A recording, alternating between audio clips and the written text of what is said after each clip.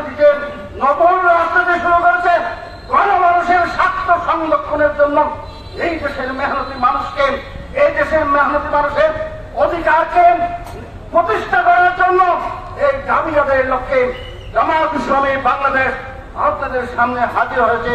প্রিয় বৈঠক, আপনারা দেখেছেন এই দেশে দুইটা পদ্ধতিতে ভোট হয়, একটা একক সংখ্যাগরিষ্ঠতা আর একটা আনুপাতিক হারে যে পদ্ধতির কথা বলা হচ্ছে পিয়ার পদ্ধতি। একক সংখ্যাগরিষ্ঠতা হচ্ছে 30% ভোট যদি আপনি পান তাহলে আপনি সংসদে গিয়েছেন। এই দলে গত 54 বছর 70% মানুষকে পদোন্নতি করে 30% জনগণের শাসিত করেছে এই দেশের 70% মানুষকে।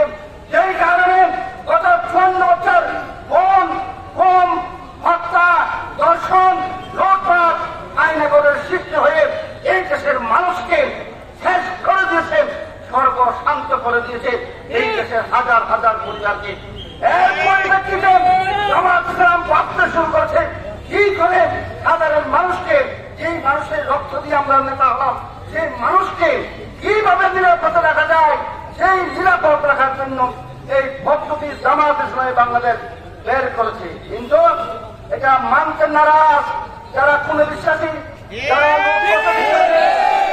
চাঁদাবাজিতে বিশ্বাসী, যারা দর্শনে বিশ্বাসী, যারা ব্যাংক ডাকাতিতে বিশ্বাসী, যারা চুরি চাপটা করেন, গ্যাং সৃষ্টি করেন, রাস্তায় মহারা দিয়ে নিরহ মানুষকে অশান্তি করার জন্য যারা মরিয়া, তারা পিয়ার পদ্ধতি মানতে রাজি নয়।